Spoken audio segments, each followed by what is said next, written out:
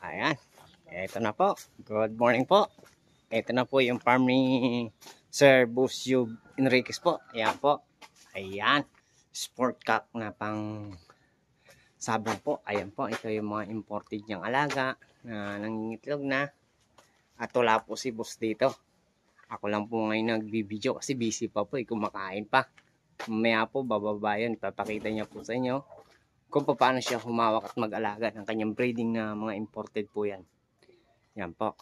Diyan po siya kumukuha ng mga pang-quality sport na mga panlaban po sa mga sport cup. Ayan po. Ayan po yung kanyang mga imported. May mga klase-klase po yan. Ayan po. Yan po yung kanyang mga imported na nangingitlog na kinukuha niya ng sport cup. Yan. Ito naman po yung kanyang super, ang tinawag niya pong super agila ang mukha. Ayan po yan. Magandang umaga po. Kaya malapit na pong dumating yung boss ko. Hindi niya po alam na binibidyo ko siya. Surprise ko lang po ito. Ayan po, yun po yung kanyang beautiful house garden. Yan, ganda po no. Ayan, ito po yung compound ng mga alagaan niya ng mga imported na alaga. Napaganda po na yung place. Ayan. Kung meron po kayong gustong malaman sa kanya, pwede nyo po siya kausapin o i-chat. Ayan po, ang ganda po ng farm niya. Beautiful po yan. Marami pong puno. Ayan, malamig po dito. Ito po yung kanyang garden fighter cock farm ng Enriquez family po. Ayan. Yun po ang kanilang bahay na beautiful. Ayan. Ayan.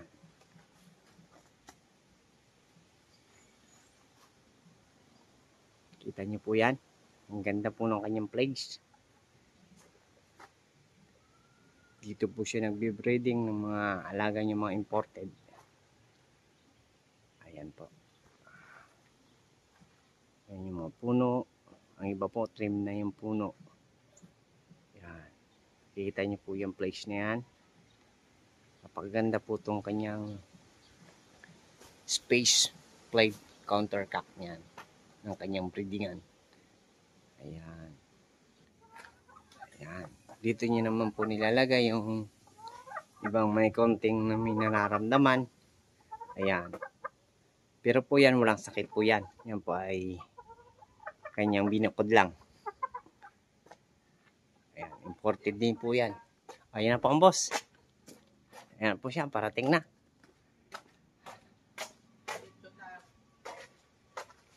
Ayan na po siya. Oh. Yung gwapo kong boss na si Boss Yob Enriquez po. Ayan na. Naka-play ba yan? Uy, sabi mo play. Ito. Naka-play. Shot. Thank you, boss.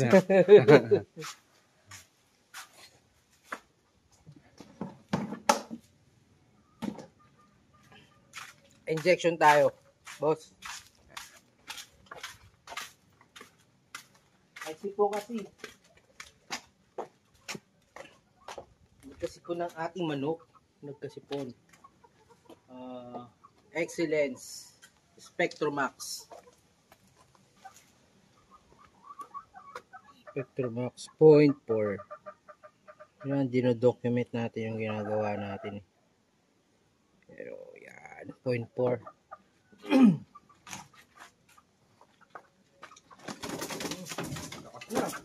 Lakas na. Lakas. Oh. Super feather. May ano talaga kuya? Oh. May sipon talaga no? Pero May diba? sa mata. Ha? Hindi, walang ano, dito lang oh. Sa tuka. Sa ilong. Virus sa lamig siguro no? Bagong dating po kasi yan, di ba? Ha? Bagong dating siya. Nakuha lang yung supply man, boss. Natutuyo-tuyo na nga. Kahapon di ba ano, nagra-runny nose. Hindi. Ngayon tuyo-tuyo na siya, natutuyo. Effective yung excellence.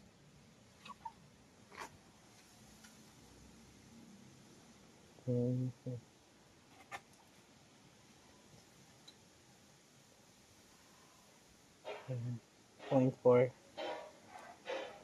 Kasi ano pa lang naman siya, pulit. Nilagnat niya. Nilagnat. Nilagnat. Pero healthy yun, lakas kumain. Lakas kumain.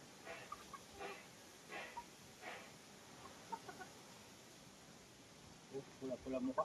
Pula pa rin mukha. Kaya lang, may sipon. Normal lang yan.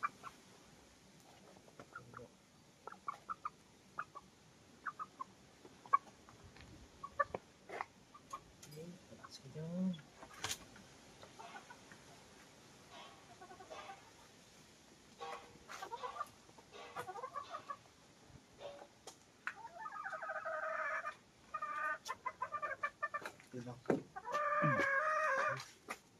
Kaya, ano, nangitlog na ba yung mga inay natin? Wala pa boss, walang akong nakita pa boss.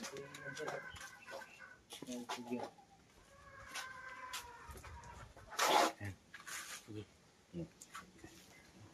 Ako na, boss? Okay. Thanks. Hello guys, so ayun ano, huwag kayo masyadong nagpapaniwala sa tao ko, no? Pinagbobola lang kayo yun. So ni-record ko na lang yung sinabi ko kasi wala akong maisip sabihin kanina eh. So ito nga yung mga inahin ko, tsaka ano hindi imported to nasabi nung boy. Nabili ko lang to sa Firebird Game Farm. Pure super sweater, dalawang pure super sweater at saka isang McLean Hatch ni B-Boy Enriquez. So ayan, pinapakastahan na natin sila sa ating pure na out and out na kelso ng Firebird. So ngayon, walang itlog ngayon, siguro bukas. Okay, siguro bibigyan ko sila ngayon nga pala guys ng corn,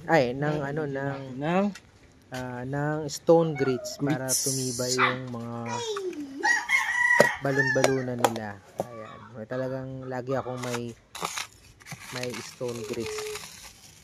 Ayan, tsaka pampaganda rin yata ng itlog yan kasi may mga ano to may mga shell. Itong kanilang may minerals na rin yan.